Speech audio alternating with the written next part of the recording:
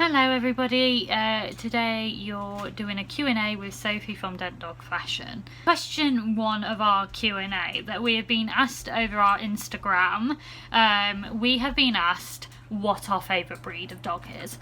So we obviously love all dogs and they are amazing. We have a husky and a border collie, but I do love all types of breeds. I think if we was to get another dog, I'm wanting something smaller, so I don't want to rule out any dog, but I would like to get like a Cocker Spaniel, which is a smaller dog, just because obviously the size of the house and having 2 big dogs already, I would like to get a medium to small dog to fit in. Although I would love to have either a Ridgeback, or James would like a Pomsky, but I'm not quite keen on them. It's just I don't see the point of having another one when we have a husky already. But he would like a Pomsky. I would love to get a Labrador as well, like they're amazing, a Golden Retriever, Australian Shepherd. There's so many to name of what I would have. In general, I would love to have a actual wolf breed, so that obviously we've got a husky and there's the Malamute, but I actually would like an F1 wolf basically that's been domesticised. So obviously from a puppy you can get them. They're not actually full wolves, they are like a domesticated wolf, so I would like to get one of them, but they are very hard to come across and they do cost quite a lot of money to get. So I hope that helps with our favourite breed of dog. And we do have our next one, which is our next question, which is related to dog breeds. So it is there any, if any, dog breeds that we wouldn't get and why? So we love all dogs, like I just explained, but for me personally, I wouldn't like to get short-nosed dogs. So these are the type of like boxer dogs, Shih Tzus, Pekingese, pugs, terriers, this sort of thing. So like bulldogs, French bulldogs, any sort of bulldog has a short nose. The reason behind this is not because they don't look nice or not because they're not cute and adorable or this sort of thing. It's because of their health. Obviously short-nosed breeds have problems with their breathing problems, and they can have problems with their lungs, their airways, which can be in the future and later on in life really distressing for the dog. For me personally, I don't think I would like a dog to go through that sort of thing. So obviously if it was a rescue and we already was getting a rescue, then we would consider it because it's just one of those things, but also we would consider how we are financially, because knowing that later on in life we're going to have to be paying a lot of vet bills for them to be comfortable, not in pain, being able to breathe, any support they need from the vets we would have to be able to pay for. So obviously there's a big chance in that. Before you go and buy a breed or adopt a breed, rescue a breed, please do research your breeds. Don't just research, are they a good dog around kids? Are they good to train? Research into their medical history and find out what they need, what they may need in the future. So obviously you've got some dogs like German Shepherds, you get hip dysplasia, which that is, I think that's how you say it, I can't say, don't judge me, but they have that sort of thing. So if you're ever going to get a breed or a dog, please do look into the different medical backgrounds and all of it. Do your research, never just get one. So obviously we do love all breeds, but for medical purposes and longevity of life and wellness of life, I probably wouldn't go for a short nose breed, which is such a vast majority. But if you're doing your research well, you would know which is the difference between a long nose breed and a standard nose and a short nose breed of dog. So we're going to go on to a couple of things like my favourite products. That's another question that's always asked. So my favourite product that we make personally would have to be, they are the bandanas, or they are the dog treats. So bandanas is the sewing side of them. They're so lovely to make, they are so easy to make, and they just look so nice on the dogs. Like, you can see them no matter how much fur they've got, they're always there around the collars. They're not restrictive, they're very lightweight and very breathable, and I sort of really do enjoy making them and seeing them on their people's dogs or pets, because it's not just dogs that we do sell for.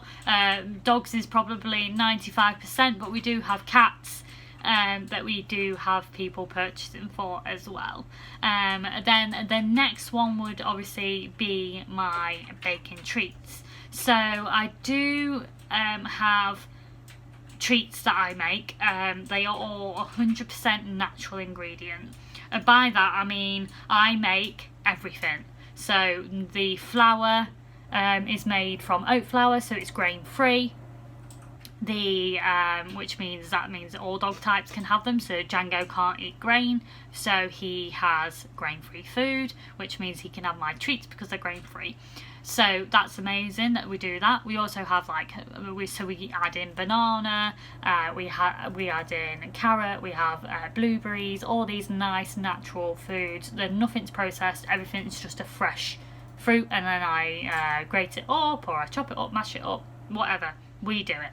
Now, a lot of dogs' favourite things is peanut butter, and the big scaremonger over peanut butter is a huge thing. It scares me so bad that I have decided that I want to make my own peanut butter, because I can't trust any peanut butter that's made outside to feed my dogs. For us to eat, that's absolutely fine, but for dogs to eat, I get so worried about it, because anything can be hidden and you never know. So with our peanut butter, it is just the monkey nuts. Then I take them out of the shells, and then I take them and I pop them in the blender and blend them up until they turn into a crumb. You keep blending them and then they turn into a paste. So that is made by me, fresh every time. Really good, really healthy. There's no extra sugar, so that's one of them. Sugars are not very good for dogs unless it's a natural sugar, but they still shouldn't have too much of it.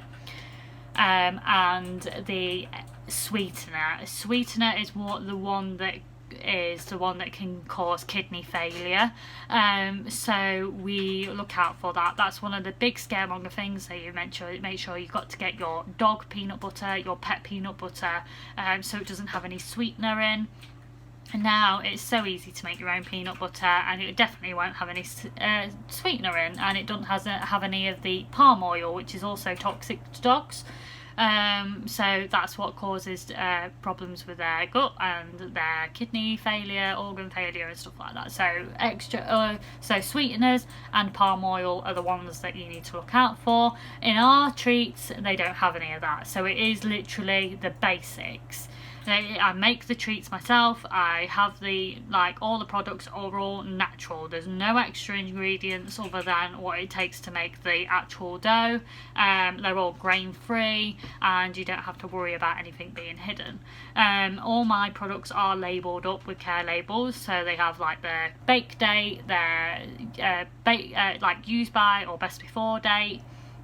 And they have all of the ingredients that I use in, and they have the net weight how much in grams, and they're all in there. So it has an allergy list as well, so obviously you've got the ingredients, but there has to be an allergy list as well. As much as you think, well, dogs don't really have allergies, well, you are right, dogs don't really have allergies, but their humans do.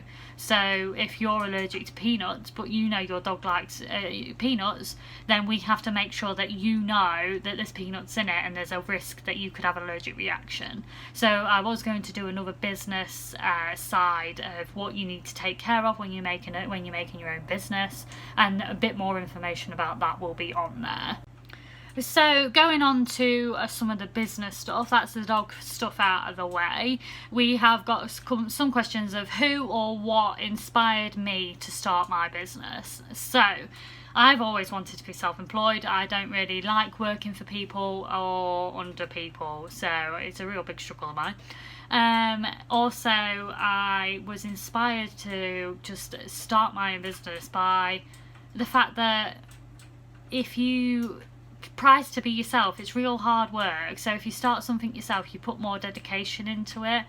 It sort of inspired me to think that if I went and worked for a big chain company, there's lots of them out there, so you can put the name here. If I went to go work for them, and I sat there and I was working under this big billionaire who earned all this money from me working minimum wage and working my backside off, trying to just earn a living for 40 hours a week, not enjoying it, it's just I'm working to live basically. Why would I want to do that? It sort of depresses you a bit. So having something that you really enjoy doing as a job, that's when you start to live, and being able to be your own boss and know how much you want to earn. If I say, right, well, I want to go buy a new car, so if a new car cost me $4,000, I'm just using this as an example, I would work myself hard to get to $4,000. I would set myself a date and I would get to the $4,000. Now, I could push myself to get more sales no matter what. So it would be, I would be able to get say I wanted a new car within a month. I would be like, right, well, I want to get $4,000 in that month. And I would push myself even harder and earn that $4,000. But if I was working for a big chain, I just have to work the hours that I'm given. Like 40 hours a week, or maybe a bit of overtime, so we'll say 45 hours a week, and I would go and get paid minimum wage, so I wouldn't be given that amount of money. Do you know what I mean? So with starting your own business, you have so much control over how much money you earn, how much time you have to put into your business, and what you want to do with your business. You don't have to, I can stay in bed till 10 o'clock in the morning if I want to. I don't have to get up at 5 o'clock in the morning to go out to work. Do you know what I mean? So there's so much relaxing, and it's so much better for your mental health being your own boss. Yes, it is a struggle.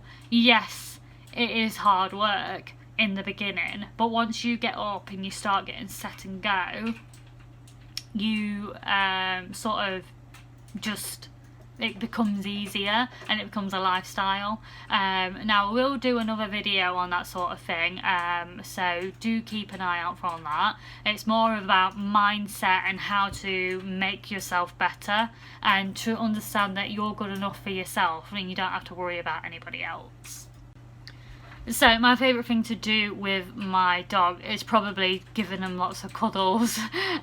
So we do play a lot and we give them a lot of mental stimulation, which I will go on to in another video.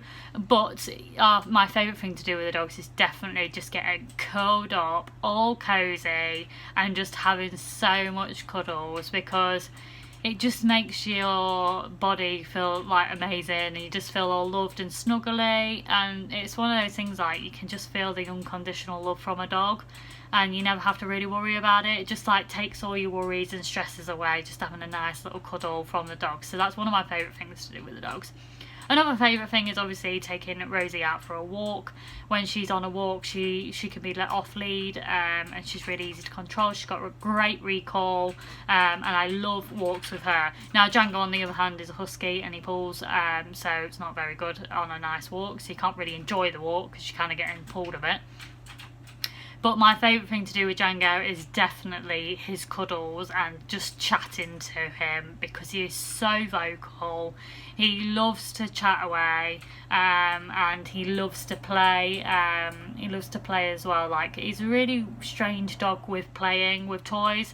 He'll play with Rosie. He doesn't necessarily play catch or fetch or anything like that, but he does understand the concept of a toy, so you like can pass it to him and then he'll bring it back to you. But it's not like a fetch, like you can't throw it, you just have to give him it and then he gives you it back. It's so strange, but if you saw it, like, that's how he is. I'll have to try and get a video to show you all eventually some point on here. But yeah, they're my favourite things to do with the dogs. Another question was, are Rosie and Django the head of DDF? So DDF is Dent Dog Fashion. They are not ahead of DDF. One, they do not like taking photos for the life of me. Trying to get a photo of our dog with wearing our products in a good way is so hard. It is like drawing blood from a stone, trust me. It is just ridiculous. So they are not the head of Den Dog Fashion, and they also aren't huge models in the Den Dog Fashion websites or on Instagram, because of the fact that they just don't like taking photos. That's the only problem. Django likes photos, but he's not good at like any neckwear or anything like that. So just going on from a bit of the other questions, one of the questions that we did have was, would you get any more dogs? So yes, I would get some more dogs. You're probably going to hear Django in the background, and I'm not going to cut it out, because if you're watching this and you like dogs, then you're not going to care. So, would I get any more dogs? Yes. But you've got to consider the fact that you've only got a certain space. So the house we live in haven't got enough space for another dog. What size dog would it have to be? Can we afford another dog? So that's not just in general, that's like the vet bills.